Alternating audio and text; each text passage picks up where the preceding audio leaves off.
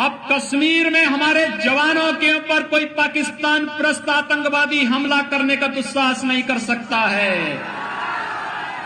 क्योंकि उसे मालूम है हमला करेंगे तो फिर राम नाम सत्य है, तय है।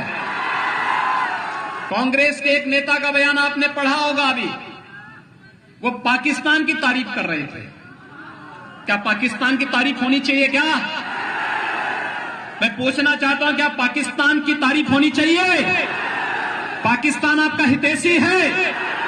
हमने देश के लिए जो वायदा किया था कि कश्मीर में पाकिस्तान प्रस्त आतंकवाद को पाकिस्तान के अंदर घुस करके मारेंगे। कश्मीर की समस्या कांग्रेस की देन, नक्सलवाद की समस्या देश के अंदर कांग्रेस की देन, अलगाववाद की समस्या कांग्रेस की देन। वंदे वंदे। मैं सचमुच आप सभी अरवल वासियों का हृदय से अभिनंदन करता हूं, आपका स्वागत करता हूं। याद करिए, नीतीश जी के सत्ता में आने के पहले बिहार की स्थिति क्या थी? बिहार के नौजवानों के सामने पहचान का संकट था। बिहार के अंदर नक्सलवाद चरम पर बोल रहा था। जिस प्रकार से जातीय संघर्ष करा करके एक परिवार स्वयं का अपने पूरी व्यवस्था पर हावी होने का प्रयास कर रहा था, ऐसे ही कांग्रेस का नेतृत्व भी पूरे देश के अंदर जाति, क्षेत्र, भाषा के आधार पर लड़ा करके पूरे देश के अंदर केवल एक परिवार का राज चलेगा, बाकी लोग भीख मांगेंगे, इस प्रकार की स्थिति उन्होंने पैदा कर दी थी। कश्मीर की समस्या कांग्रेस की देन, नक्सलवाद की समस्या देश के अंदर कांग्रेस की देन, अलगाववाद की समस्या कांग्रेस की देन। लेकिन गरीबों के लिए कोई योजना बने, किसानों के लिए योजना बने, नौजवानों के लिए योजना बने, महिलाओं के लिए योजना बने, बिना भेदभाव के बने, ये कभी कार्य ईमानदारी के साथ उन्होंने करने का प्रयास नहीं किया। भाइयों बहनों, ये कार्य प्रारंभ हुआ जब प्रधानमंत्री के रूप में 2014 में नरेंद्र मोदी जी देश के प्रधानमंत्री बनते हैं। आपने देखा होगा, प्रधानमंत्री बनते ही मोदी जी ने सबसे पहला काम किया गरीबों का खाता खुलवाने का, जनधन अकाउंट खोलने का। प्रधानमंत्री मोदी जी ने दूसरा कार्य किया, हर घर को शौचालय उपलब्ध कराने का स्वच्छ भारत मिशन में 2 अक्टूबर 2014 में प्रारंभ किया। तीसरा कदम उठाया, गरीबी रेखा के नीचे जीवन यापन करने वाले परिवार को एक एक आवास उपलब्ध कराएंगे। चौथा काम किया, हर गरीब के घर में रसोई गैस का सिलेंडर पहुंचाने का। पांचवा काम किया, हर गरीब को उपलब्ध करवाने का। छठा काम किया, नेशनल पोर्टेबिलिटी के माध्यम से हर गरीब को राशन कार्ड की सुविधा का लाभ देने, और बिहार का नौजवान अगर कार्ड बिहार के अंदर बनाया है, वह चाहता है कि राशन कार्ड में उसे मुंबई में और बेंगलोर में राशन मिले। प्रधानमंत्री मोदी जी ने संभव बना दिया है कि नेशनल पोर्टेबिलिटी के माध्यम से राशन की सुविधा। मोदी जी ने एक काम और किया, आयुष्मान भारत में हर गरीब को 5 लाख रुपए सालाना स्वास्थ्य बीमा का कवर देने का कार्य भी प्रधानमंत्री मोदी जी ने किया। और प्रधानमंत्री मोदी जी ने हर किसान को 2,000 रुपए, 6,000 रुपए सालाना देने का कार्य भी अगर किसी ने क्या, प्रधानमंत्री मोदी जी ने प्रधानमंत्री किसान सम्मान निधि में दिया। भाइयों बहनों, मैं पूछना चाहता हूं, कांग्रेस, राजद और भाकपा माले के प्रत्याशियों से पूछिए, उन्होंने अपने शासन काल में गरीबों के लिए क्या किया? ये मकान अगर वे देते तो मोदी जी को घोषणा करने की स्थिति नहीं आती। मोदी जी के पहले अगर वे लोग दे दिए होते तो पैसा विकास में खर्च होता, लेकिन उन्होंने नहीं किया। मोदी जी ने विकास भी किया है, गरीबों के कल्याण का मार्ग भी प्रशस्त किया है, और इसलिए मोदी जी के नेतृत्व में भारत आज एक भारत श्रेष्ठ भारत बन रहा है। इस एक भारत श्रेष्ठ भारत के लिए बिहार के अंदर नीतीश कुमार जी के नेतृत्व में सरकार बननी आवश्यक है।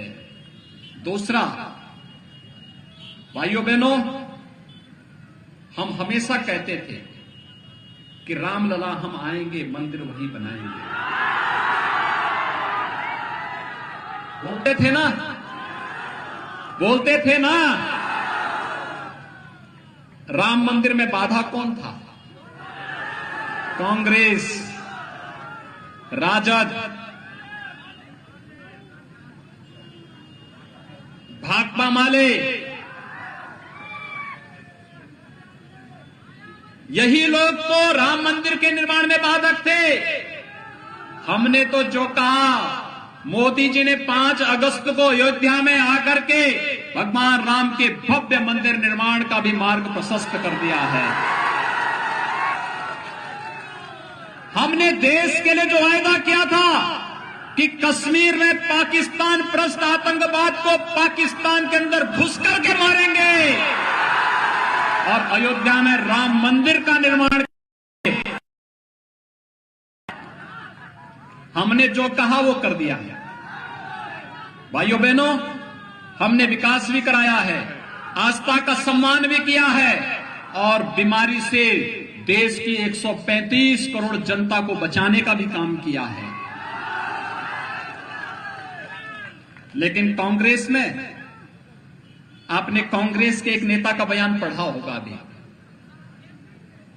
कांग्रेस के एक नेता का बयान आपने पढ़ा होगा अभी। वो पाकिस्तान की तारीफ कर रहे थे।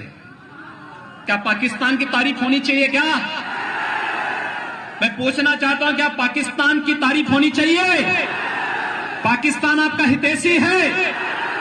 फिर कांग्रेस के नेता पाकिस्तान के पक्ष में क्यों बोल रहे हैं?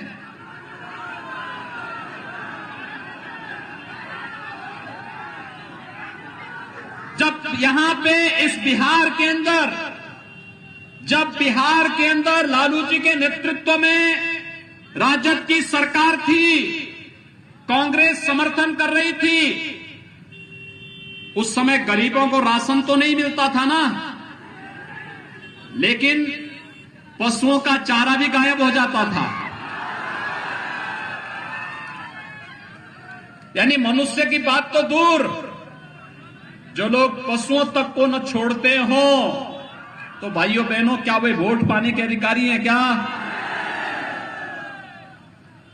आप देखना, प्रधानमंत्री मोदी जी ने कहा पहला कार्यकाल देश की आम जनमानस की, गरीब के लिए, किसान के लिए, नौजवान के लिए, महिलाओं के लिए, इनके उत्थान के लिए कार्य का, और दूसरा कार्यकाल देश से आतंकवाद को समाप्त करने का, नक्सलवाद को समाप्त करने का और देश की आकांक्षाओं के अनुरूप भगवान राम के भव्य मंदिर निर्माण का मार्ग प्रशस्त करने का होगा।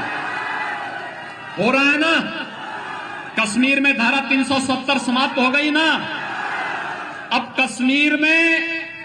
कश्मीर में हमारे जवानों के ऊपर कोई पाकिस्तान प्रस्त आतंकवादी हमला करने का दुस्साहस नहीं कर सकता है,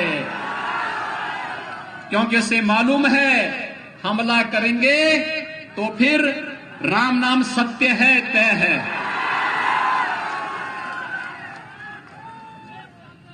ये भी तय है ना। तो भाइयों बहनों, अब वोट पे अधिकार किसका है? आप इतनी भारी संख्या में हैं।